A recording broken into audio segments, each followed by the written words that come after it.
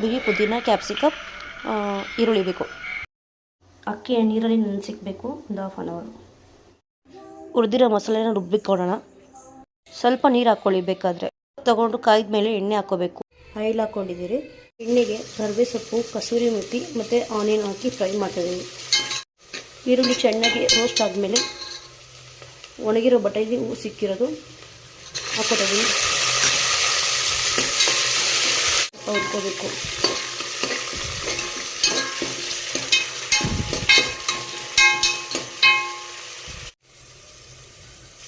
ಇವಾಗ ರುಬ್ಬಿರೋ ಮಸಾಲೆನ ಹಾಕ್ಕೊತಿದ್ದೀವಿ.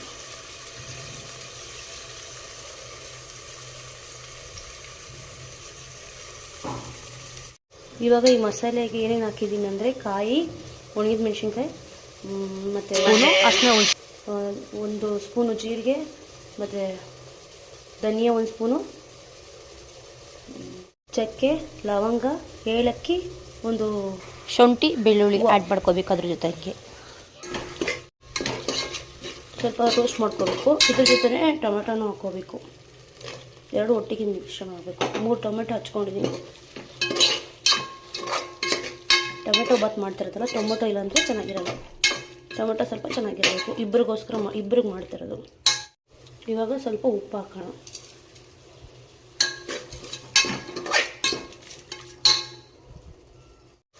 ಸ್ವಲ್ಪ ಅರಿಶಿನ ಪುಡಿ ಸೇರಿಸ್ಕೊಂಡಿದ್ದೀನಿ.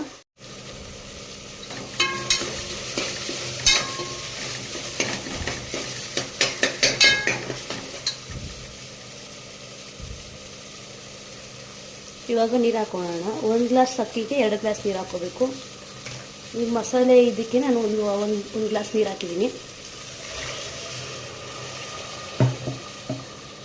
ಇನ್ನೊಂದು ಗ್ಲಾಸ್ ನೀರು ಇದಕ್ಕೆ ಹಾಕೋಣ.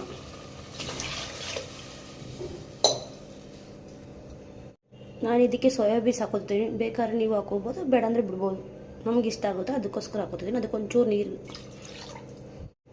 ಒಂದು ಇಡೀ ಸೋಯಾ ಬೀನ್ಸ್ ಹಾಕೋತಿದ್ದೀನಿ. ಇದು ಕುದಿ ಬರೋಕ್ಕೆ ಬಿಡೋಣ. ಸ್ವಲ್ಪ ಹೊತ್ತು ಕುದಿ ಬಂದಮೇಲೆ ಅಕ್ಕಿ ಹಾಕೋಣ. ಇವಾಗ ಅಕ್ಕಿ ಹಾಕ್ಕೊಳ್ಳೋಣ.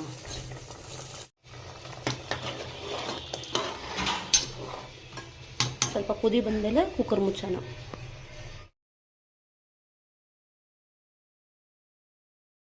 ಕೂಗಲಿ